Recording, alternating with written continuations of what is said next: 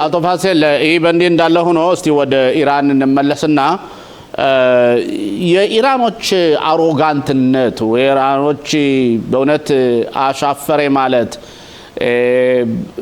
ከምን ተነስተው ነው ከአሜሪካ ጋርና በተለይ የዛን አካባቢ ቀጠና ሀገሮች እየደበደቡ ምን ውጤት ሊያመጡ ነው? የት ላይ ሊደርሱ ነው? አቶ ፋሲል ሽሎሞታ አቶ ፋሲል ይሰማኛል? ፋሲል ይሰማሃል? አዎ ይሰማኛል። ከኔ ጋር ነህ? ፋሲል ይሰማሃል ወይ? አዎ ይሰማኛል። ሽሎሞ አቶ ፋሲል ይሰማሃል? ይሰማኛል። ሽሎሞ ይሰማሃል? አዎ አንዳንድ ጊዜ ያው ኢንተርኔት ትንሽ ችግር አለ። እሺ ቀጥልበት። ኦኬ አሮጋንትነት ሳይሆን እንደሚመስለኝ በእኔ አመለካከት ደጋግሜ የተናገርኩት ነገር አለ። ለኢራኖች በተለይም ለሺህ እምነት ተከታዮች ከዛ አልፎ ተርፎ ለወንድማማች እስላሞች ለሱኒ እምነት ተከታዮች ሞትና ህይወት በእኩል ደረጃ የሚገኙ ናቸው።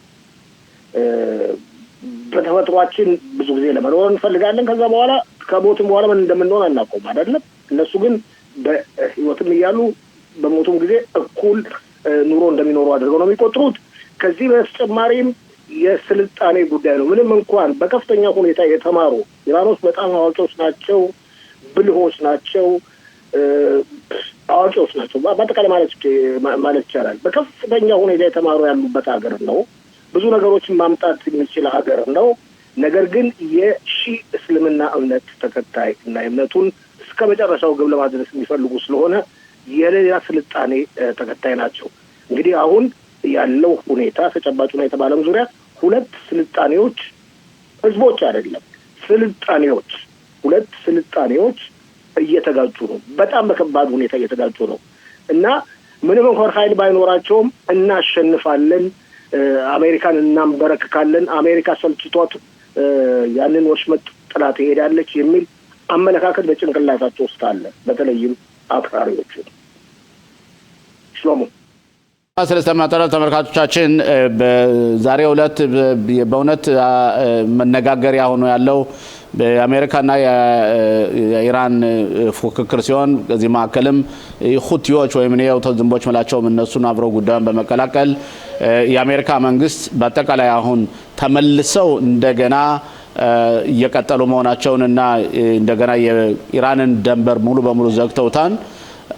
አቶ ፋሲል አዎ ከአንተ ጋር ነኝ። ፋሲል አለ? አዎ ተመልሻለሁ። ኦኬ እሺ ከአንተ ጋር ነኝ ፋሲል። እሺ አንድ ቴክኒካል ችግሮች ነበሩን ተቋቁማናቸው። አቶ ፋሲል እሺ በአጠቃላይ ሁኔታ ያልኩት ኢራኖች የአሮጋንትነት ብቻ ሳይሆን አቶ ሽሎሞ የስልጣኔ ጉዳይ ነው። ሁለት ስልጣኔዎች እየተጋጩ ነው። እምነታቸው ምንጊዜም እናሸንፋለን የሚል ነው። በእምነታቸው ምንጊዜም ድል እናደርጋለን ነው። ስለዚህ በዚህ ምክንያት ህዝባቸውን ያስጨፈጭፋሉ። ሽሎሞ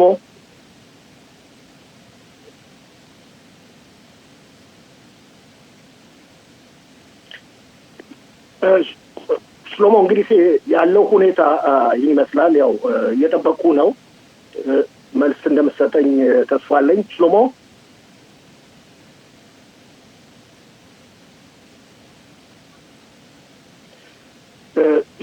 ካልሰማን እንግዲህ ክቡራትና ክቡራን ተመልካቾቻችን ስርጭታችን እንደቀጠለ ነው። ይህ ስርጭት የሚተላለፍላችሁ ቴል አቪቭ ከሚገኘው ከእስራኤል የኢትዮጵያ ቴሌቪዥን ጣቢያ ነው።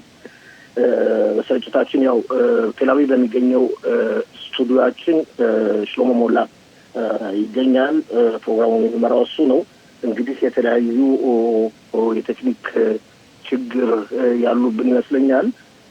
እኔ ያለሁት ከስቱዲዮ ውጪ ነው። ሰዓቱ ልክ ከቀኑ 2 ከ14 ሆኗል።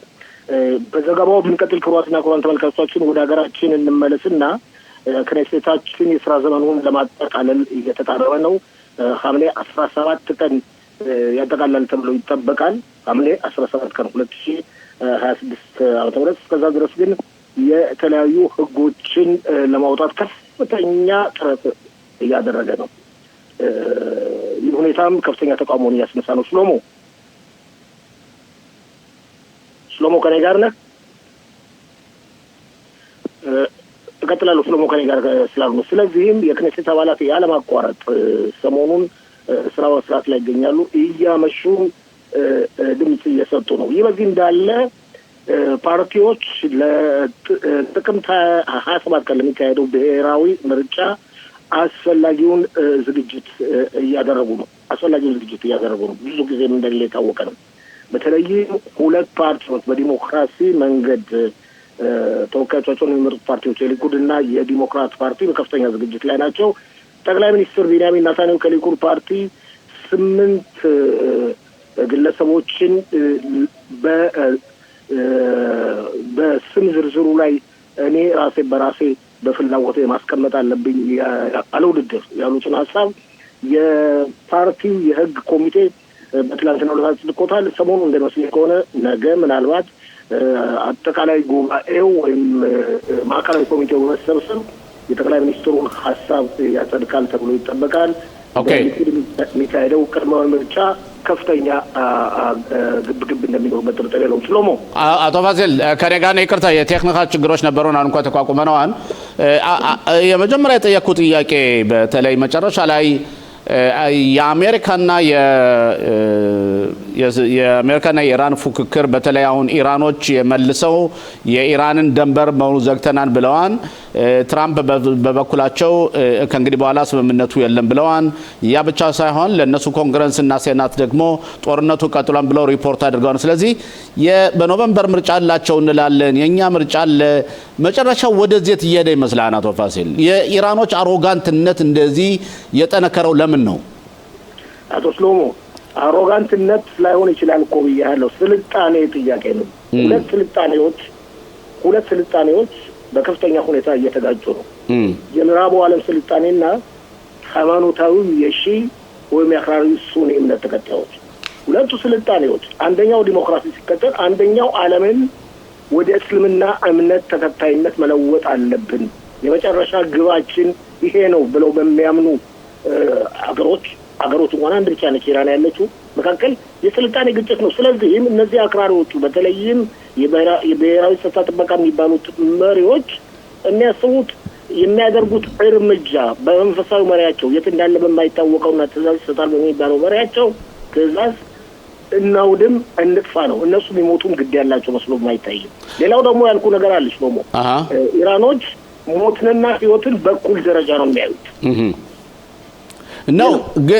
ግን አቶ ፋሲል እዚህ ላይ እኛ በምናይበት ጊዜ የኢራኖች መሞት ብቻ ሳይሆን ለምሳሌ ሀገራቸውን ተመልሰው እንደገና በኢኮኖሚ ውድቀት እንዲመጣባቸው ማድረግ፣ የተጀመረላቸውን ገንዘብ መለቀቅ እንዳይለቀቅ ማድረጉ እና መጨረሻ ላይ የህዝባቸውን ምንም አይነት ስሜት አይረዱትም ማለት ነው። ይረዱታል። ይኸውልህ ባለፈው ጊዜ ስንነጋገር አንተም ተናግረዋል በሰፊው የኢራን ህዝብ በሶስት የሚከፈል ነው ማለት ይቻላል።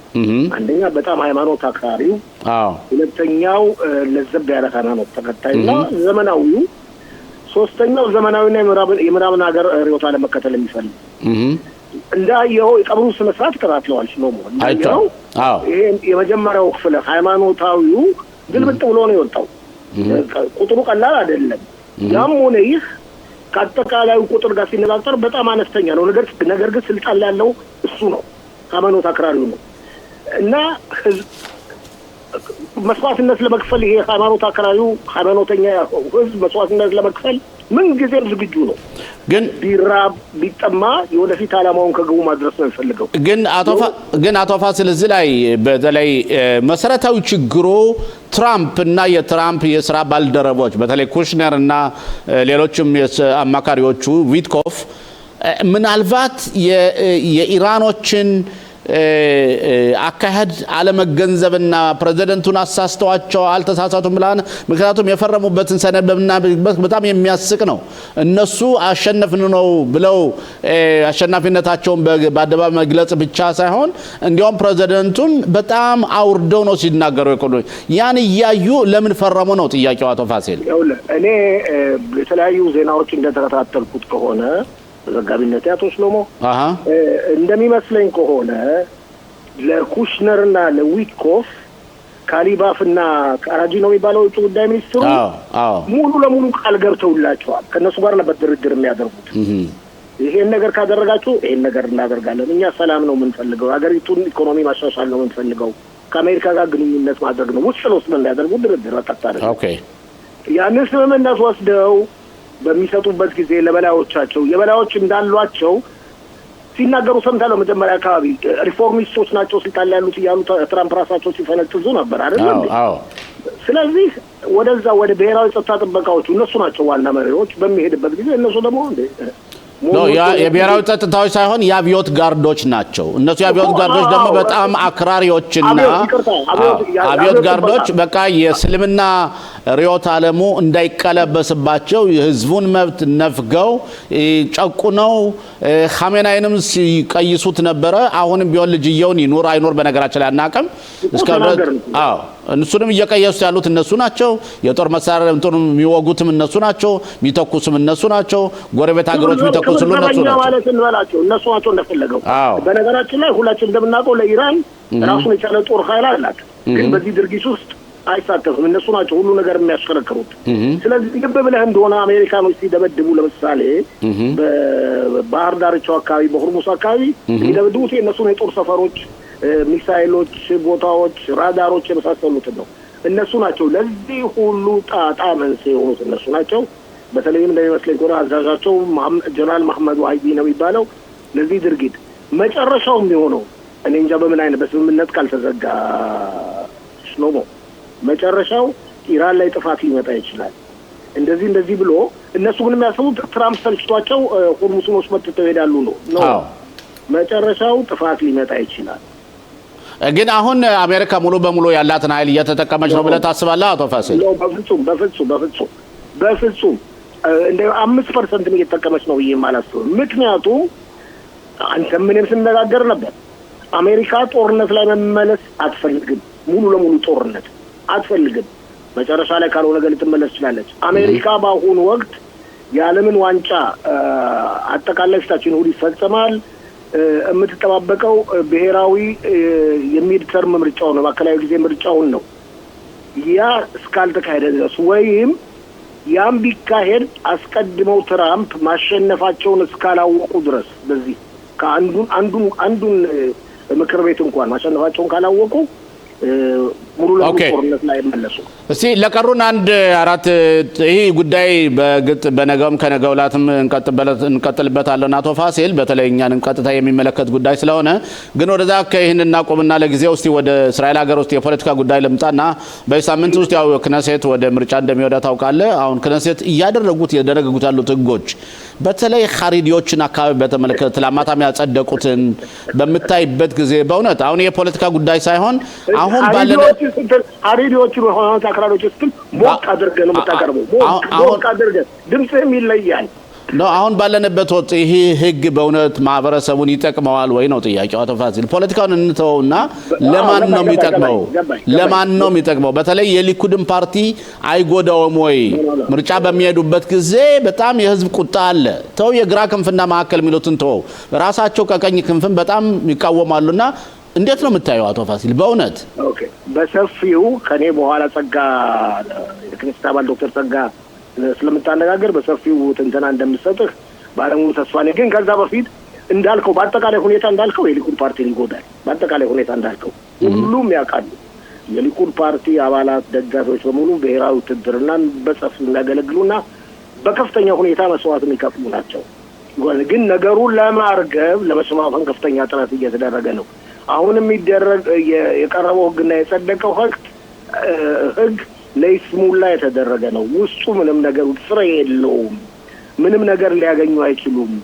አንድ ላይ ሆኖ ለምርጫ ለመውጣት ጠቅላይ ሚኒስትር ቢንያሚን ኔታንያሁና ከሃይማኖት አክራሪ መሪዎች አንዱ የሆኑት አርዬ ደሪ ውስጥ ለውስጥ ያደረጉት ስምምነት ነው የሚሉ አስተያየቶች አሉ። ተግባር ላይ የማይሆን አስተያየቱን ለምሳሌ የህጉን መሰረታዊ ህግ የኦሪት ትምህርት የመሰረታዊ ህግ የሚለውን እሱን በነገራችን ላይ ከመሰረቱ እኔም አልቃወመውም። ግን ሌላው በሁለት ናቸው። በተለይ አንዱ ህግ የማሰሩን ሁኔታ ነው፣ የእስር ቤቱን ሁኔታ ነው።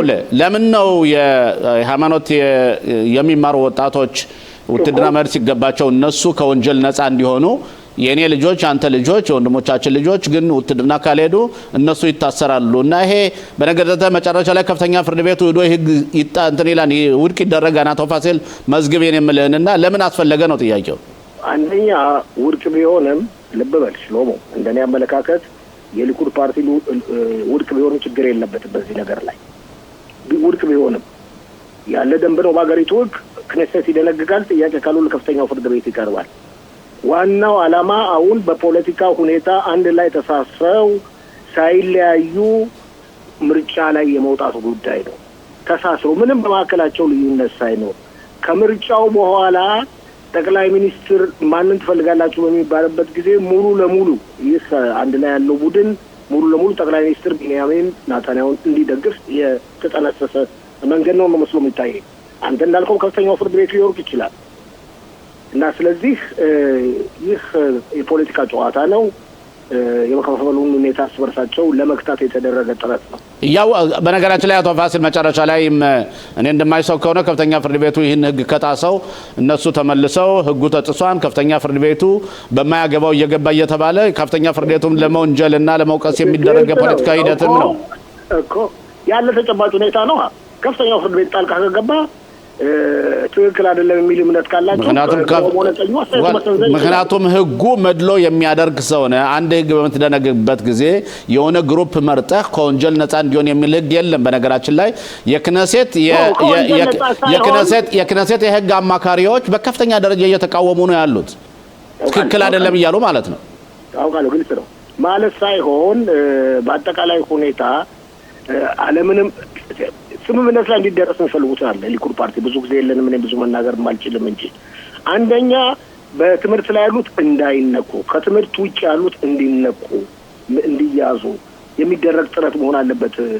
አሁን የማሰሩ ድርጊት የሚፈጸመው በትምህርት ላይ ባሉት ነው በብዙ በሚል ሁኔታ ነው። ይህን ነገር ለማስቀረት ነው። ትምህርት ላይ ያልሆኑትማ እንዲሄዱ ሃይማኖት አክራሪዎች ምንም ችግር ያለባቸው መስሎም ገና አቶ ፋሲል እኮ ትምህርት ቤት የሚማሩት ሰዎች ውትድርና እንዳይሄዱ የሚል እኮ ለህግ አልተደነገገም። ስለዚህ ባልተደነገገበት እንዴት አድርገህ ነው መድሮ የምታደርገው? ለማንኛውም አቶ ፋሲል እስቲ ወደ ጸጋ ከመሄድ በፊት አንድ መናገር ፈልገው። ለማንኛውም ትክክል ነህ። ለምንስ አረቦች አይሄዱ? አረቦችም እንደዚሁ ነው፣ ተመሳሳይ ነው። ኦኬ አቶ ፋሲል ለነበረን ቆይታ በጣም እናመሰግናለን። ተመልካቾቻችን ይቅርታ እንጠይቃለን ነበረው ቴክኒካል ችግር